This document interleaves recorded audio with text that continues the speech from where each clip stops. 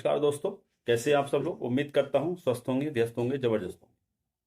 तो साथियों, बात करेंगे, जैसा कि आप सभी जानते हैं कि 11 अगस्त 2023 को माननीय सुप्रीम कोर्ट ने बीएड की क्वालिफिकेशन को अमान्य करार दिया है प्राथमिक शिक्षक भर्ती के लिए। और वो जो ऑर्डर है वो एनसीटी ने बाकायदा अपने वेबसाइट पे अपलोड भी किया हुआ है।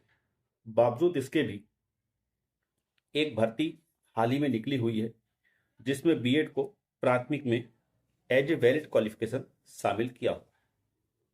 उस पर बात करेंगे साथियों कि आखिर ये क्या सुप्रीम कोर्ट के आदेश की अनदेखी नहीं है, या बीएड और डीएलएड को विवाद फिर से एक विवाद पैदा करने की कोशिश की जा रही है। क्या वास्तव में बीएड साथियों के लिए खुशखबरी है? इन सभी बिंदुओं के इर्द गिर्द हम बात करेंगे। साथियों, वीडियो में अंत तक बने रहें। आप सभी साथियों का स्वागत है आपके चैनल गेट सॉल्यूशन में। और साथ ही उन सभी साथियों से निवेदन है जो चैनल पर बार विजिट कर रहे हैं, वो चैनल को सब्सक्राइब कर लें, बेल आइकन को हिट कर लें, ताकि इस संबंध में आने वाले जो अपडेट्स हों, शिक्षा जगत से जुड़े हुए जो भी अपडेट्स हों, वो आप तक समय से पहुंचते रहे। तो साथियों, जैसा कि मैंने स्क्रीन पे लगा रखा है कि ये एक रिक्रूटमेंट निकला है government of India ministry of railways से, जो है अलग अलग पदों पर वैकेंसी निकली हुई हैं। जिसमें हम बात करें primary railway teachers of different subjects में बात करें तो जिसका पे लेवल 6 है और 35,400 इसमें इनिशियल पे दिया हुआ है। और इसमें एज जो दी है वो 18 से 48 दी है, और इसमें 128 पद भी दिए गए।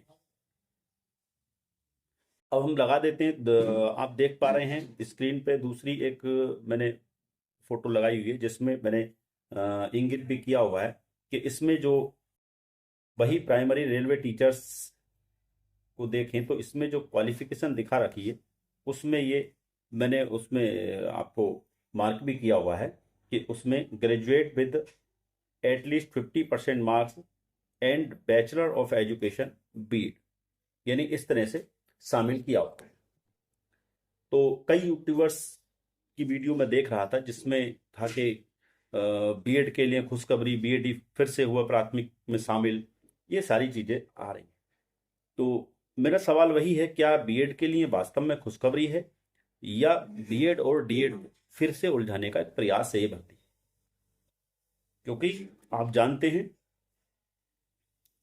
पहली बात तो मैं एक सवाल खड़ा करता हूं, जो रेलवे रिक्रूटमेंट है, ये अथॉरिटी है जिसने विज्ञापन निकाला है, क्या विज्ञापन निकालने से पहले उसने एनसीटी के वेबसाइट को खोल के नहीं देखा कि लेटेस्ट नॉर्म्स क्या हैं क्वालिफिकेशन को लेकर के प्राइमरी शिक्षक के लिए? तो नहीं देखा क्या? देखना चाहिए कि करंट में चीज़ें क्या, उसी को ध्यान में रखते हुए नोटिफिकेशन निकालना चाहिए।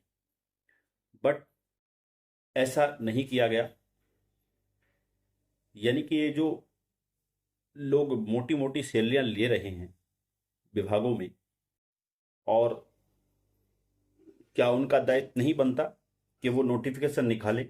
तो एक ऐसा नोटिफिकेशन निकालें जो बिल्कुल एकदम क्लियर कट हो और जो आगे कभी भी विवाद की स्थिति जिसमें पैदा ना हो। लेकिन इनको इससे मतलब नहीं है बीएड और डीएड फिर से कोर्ट चला जाए। जाहिर सी बात है, जब इसमें बीएड साथियों का सिलेक्शन होगा तो पार्टिसिपेट करेंगे। जाहिर सी बात है, जब वहां पर एज ए वैलिड क्वालिफिकेशन उनको शामिल कर लिया गया तो वो पार्टिसिपेट करेंगे। उनकी गलती क्या है? जब वो वहां पे अपने आप को पार्टिसिपेट करेंगे तो उधर से दूसरे जो अभ्यर्थी हैं वो, क्योंकि उनका राइट है, उनका अधिकार है उस भर्ती पे, कि केवल उन्हीं का अधिकार है। जैसा कि माननीय सुप्रीम कोर्ट ने 28 नवंबर आपका जो एनसीटी का गजट है 2018, वो गजट कैंसिल कर दिया है और उसके हिसाब से वो वैलिड थे। तो उस चीज को देखते हुए फिर कोर्ट चले जाएंगे, फिर कोर्ट जाएंगे तो फिर ये भर्ती उलझेगी, भर्ती भी उलझेगी और कोर्ट में दोनों ही तरफ के जो अभ्यर्थी हैं उनका पैसा भी बर्बाद होगा। क्योंकि कोर्ट में भाई फ्री में तो कुछ होता नहीं। कोर्ट में तो लाखों करोड़ों रुपए खर्च होते हैं। आपने देखा जो ये बीएड और बीटीसी वाला विवाद था, इसमें कितना लंबा ये मामला चला, और दोनों ही तरफ से, चाहे वो बीएड कैंडिडेट्स हों चाहे वो डीएलएड कैंडिडेट्स हों, दोनों ही तरफ से उन लोगों का लाखों करोड़ों रुपया जो है इस विवाद में खर्च हुआ।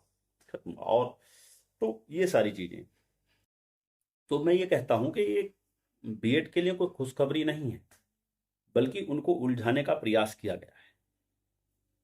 ये गलत है। इसमें जो माननीय सुप्रीम कोर्ट का ऑर्डर है 11 अगस्त 2023 का, उसको जो है पूरी तरह से अनदेखा किया गया है। ये ठीक नहीं है। तो मैं तो यही कहूँगा कि जो हमारे बीएड साथी हैं वो इस वैकेंसी में जाने से बचें, ताकि आने वाले समय में उनको कोई असुविधा ना हो। तो ये कुछ बात थी जो मैं लेकर के आपके बीच आया, क्योंकि अंधेरे में रख के किसी को कुछ बताना वो मेरे हिसाब से ठीक नहीं है।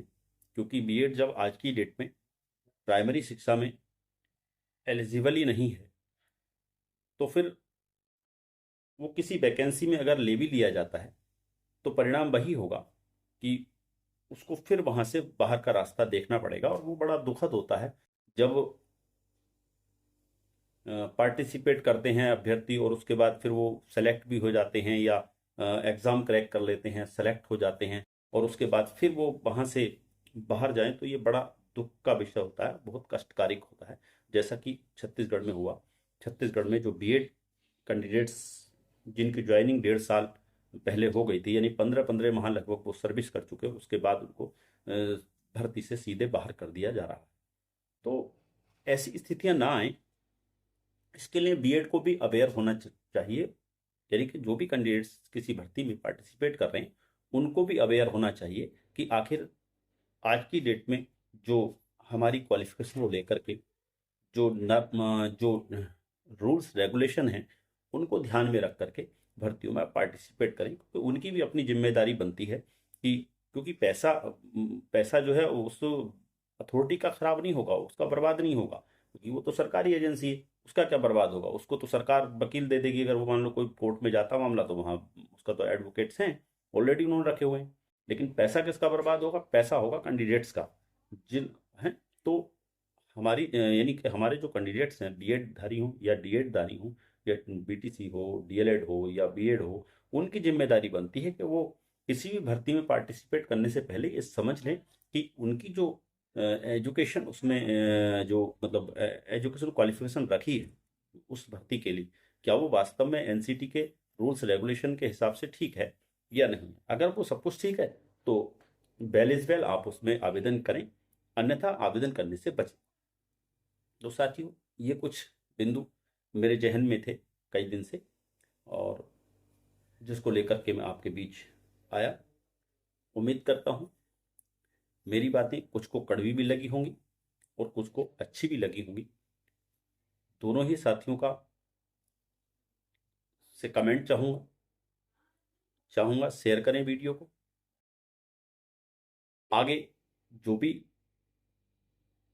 नई कुछ अपडेट्स होंगी उनको लेकर के फिर आपके बीच उपस्थित रहूँगा। तब तक के लिए साथियों, नमस्कार, धन्यवाद।